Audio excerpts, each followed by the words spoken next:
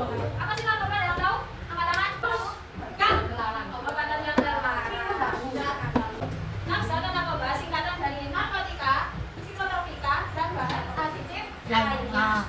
Zat ini dapat memengaruhi sistem saraf pusat dan memiliki efek berbahaya seperti halusinasi, ketergantungan, hingga kematian. Narkotika sendiri zat atau obat penghilang rasa yang berasal dari tumbuhan atau buatan sintesis. Biasanya digunakan untuk bius dalam kedokteran. Sayangnya banyak disalahgunakan untuk kesenangan sesaat. Ada yang pernah mengonsumsi narkoba? Ya. Di sini tuh contoh-contoh obatnya. Yang pertama yang ada suntiknya itu namanya morfin.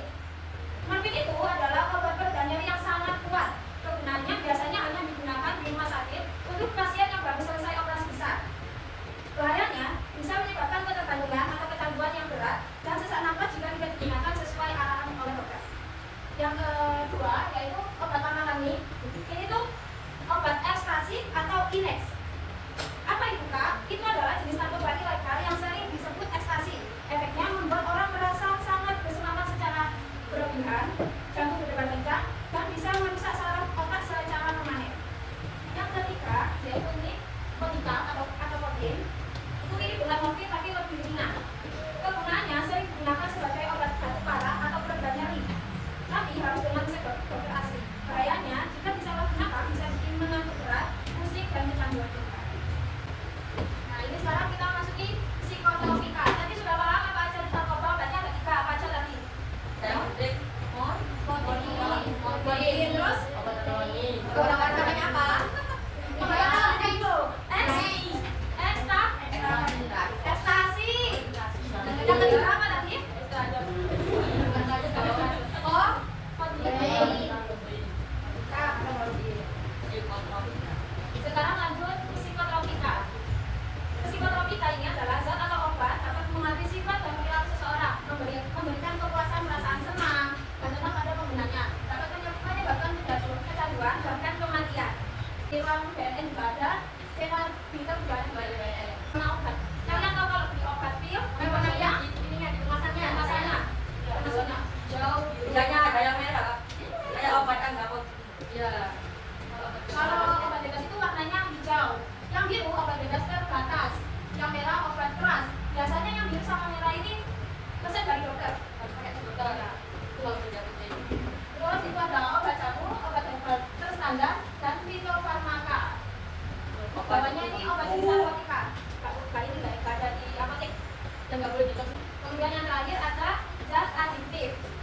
Zat adiktif diatur dalam beberapa regulasi seperti peraturan Menteri Kesehatan Republik Indonesia dan aturan lokal terkait zat yang dapat menyebabkan ketergantungan seperti alkohol, tembakau, dan inhalan.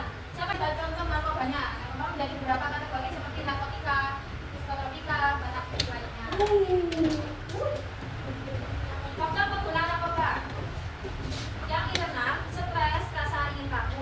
Kalau yang eksternal, lingkungan dan tekanan termasuk bahaya. Ini dasar hukum Undang-Undang Republik Indonesia Nomor 13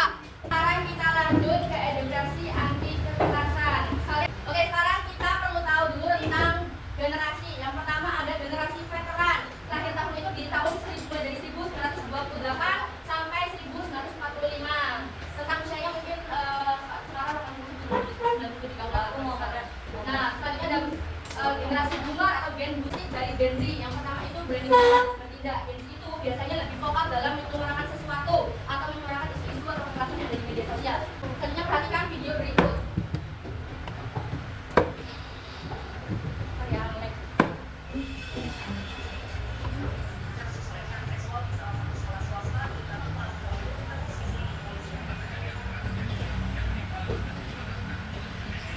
Videonya tentang apa?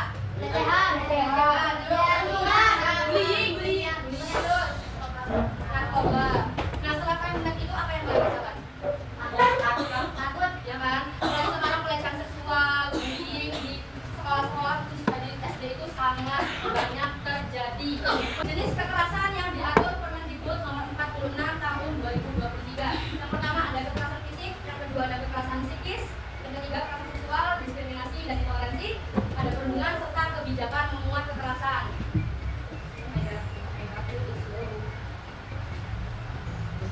Ini kan sekolah bukan?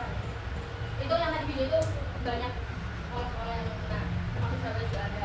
Oke, kita lanjut. Yang pertama kekerasan fisik. Kekerasan fisik merupakan tindakan yang melibatkan kontak tubuh secara langsung dengan tujuan menyakiti, melukai atau mengintimidasi seseorang. Nah, biasanya yang dilakukan oleh orang-orang yang suka membuli.